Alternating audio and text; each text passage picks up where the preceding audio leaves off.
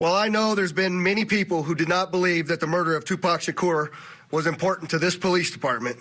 I'm here to tell you that was simply not the case. It was not the case back then, and it is not the case today.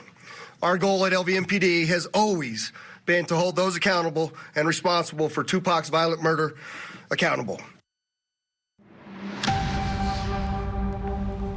Welcome back. This morning, we are shining a spotlight on the 1996 murder of Tupac Shakur. It's been 27 years, if you can believe it, since he was gunned down in Las Vegas, and police have finally made an arrest for his murder. 27 years. 27 years. For 27 years, the family of Tupac Shakur has been waiting for justice. We are here today to announce the arrest of 60-year-old Duane Keefe Davis, a.k.a. Keefe D, for the murder of Tupac Shakur. Mr. Davis's own words reinvigorated our case in 2018.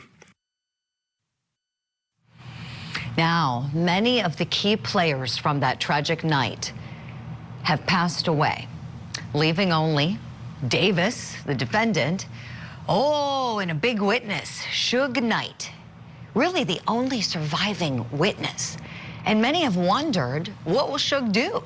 We know historically he's never cooperated with police, but now that there's an arrest, he could be subpoenaed and called in to the witness stand by either side.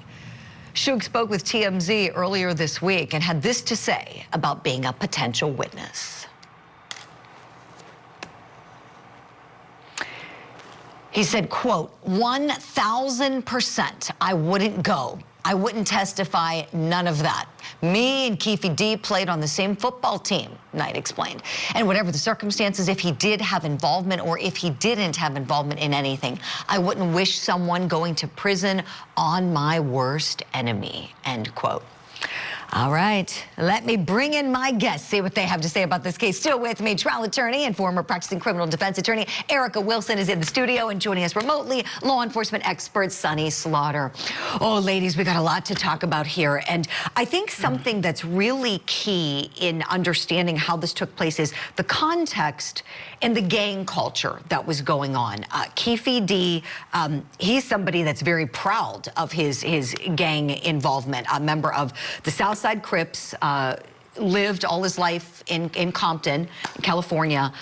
We know his nephew, Orlando Anderson, who police say shot and killed Tupac, that they were in the car together. Police say Keefe D passed the gun to the back seat where his nephew, Orlando Anderson, was there, and he fired that spray of bullets that hit Tupac in the car that night and eventually killed him.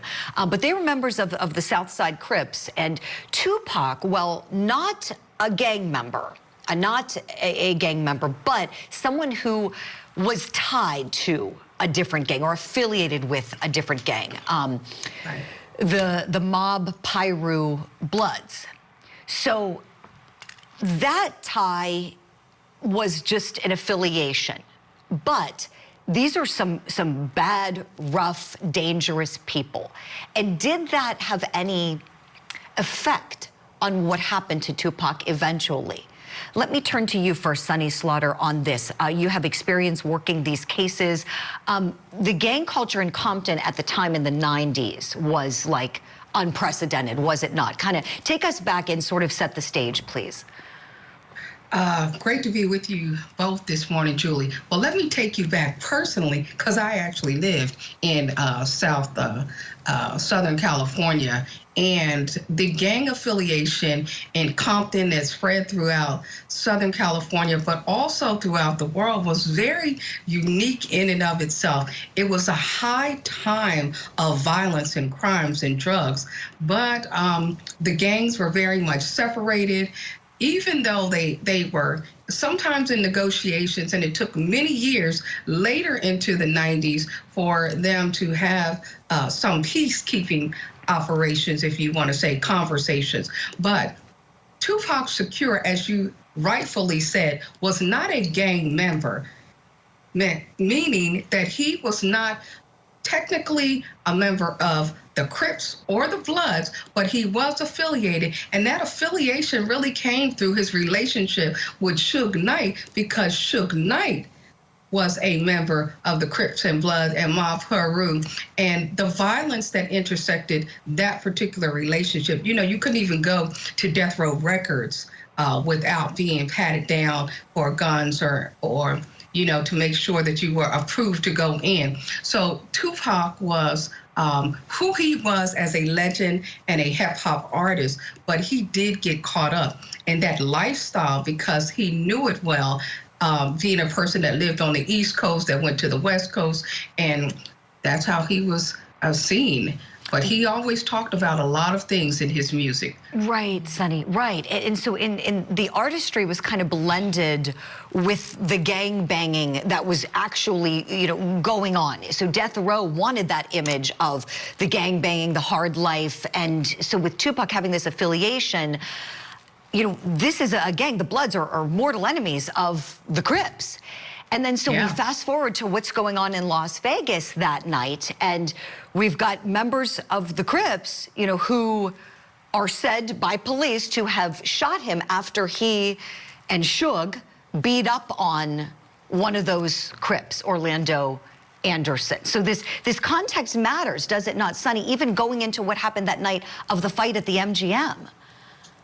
Right. The context really does matter, because even though Tupac may not have had any particular beef, as they would call it, with Anderson, the fact that he did attack him along with Suge Knight, and that's all captured on video, that made him a target, and an even bigger target for this particular crime, because remember, Suge was also in the car, but it is Tupac that took all the gunfire. So just being affiliated. Now, when you think about Crips and Bloods and gang affiliation in general, just being affiliated and being in the area where all of these incidents can happen, the crossfire is what usually gets innocent victims. But some might say that Tupac was an innocent because he participated in actions against a rival gang person. Mm-hmm. Right, Sonny. And some say, you know, Mob James, who was like the muscle for the bodyguard, you know, for Suge Knight and Death Row, you know, he blames Trayvon Lane for kind of being the instigator, because Trayvon Lane had said, oh, my chain was stolen earlier at the mall by that guy Tupac, by Orlando Anderson. And Mob James believes that Tupac didn't know that Orlando Anderson was such a dangerous guy, that he was a member of the Crips. Tupac didn't know who he was. And according to Mob James, the only person in that group that night, the Death Row crew, who knew how significant it would be if you go after Orlando Anderson was Trayvon Lane. I want to play that video footage of that incident in Las Vegas where we see the attack. Members of Death Row Records spotted Orlando Anderson near an elevator bank inside the MGM. At that time, they began to kick and punch him. That's when Duane Davis began to devise a plan to obtain a firearm and retaliate against Suge Knight and Mr. Shakur for what occurred inside the hotel against Mr. Anderson. Oh, I want to talk about Suge Knight. Erica Wilson, let me turn to you on this guy. So we know he's saying, I'm not going to cooperate. I've never cooperated. But he can be dragged into court, can he not? He can be dragged into court, certainly, and there are repercussions if he does not go, and I think he knows that. But for the purpose of optics and who he is and his direct affiliation with gangs, he will never snitch. You got to understand, he was in the car. He made it out. He knows who shot at Tupac. He knows that. He has not said a word in 27 years, and he will not say a word. So while he can be compelled to go to court, he can get on the stand and he can say nothing, and I can guarantee you he will never say a word. He will never disclose what he knows. Right. And we see him on that video. He and Tupac, you know, were involved in going after Orlando Anderson after Trayvon Lane kind of instigated it. So, like, I took my Death Row chain earlier at the mall today, you know, and so Tupac and Suge Lane made it their fight, you know, which it's so unfortunate, right? Because if they didn't know who they were dealing with, And let's just assume they didn't know that this is a member of the Crips, a gangbanger, a really bad guy with a really bad uncle, according to police, Duane Keefe D. It's almost like they were set up for a really bad chain of events. Your thoughts, Erica? You really can't believe anything that Keefe D says. And I mean, the Las Vegas police, they get up there now and they say, oh, now the Shakur family has justice. Well, this is the worst kept secret ever. Yes. Everybody has known since this basically happened that Keefe D had something to do with this. So this is not new. He's written books, he's done interviews, so it's like, what version do you want to believe? He said Puff Daddy paid, you know, their gang $500,000. There's so many different other versions that we've heard, so it's like, how do we give any credence to what he's saying now? Right, right. Yeah, no, I hear you. I mean, this is just a guy who seems to me, he wants his 15 minutes of fame, that is for sure. What a stupid thing. We were talking, Sonny, Eric and I were talking earlier about stupid criminals, you know, and he writes it all out in his book, not protected. These statements are going to get you charged, and they have. I have loved this conversation. I want to talk with you more about this case and many others. Have to leave it here for now. Big thank you to Erica Wilson for being on the show in the studio this morning, and Sonny Slaughter for joining us remotely. Thank you, ladies, so much. And when we come back, we're going to take a closer look at the numerous remains found along Gilgo Beach. Could more of the homicide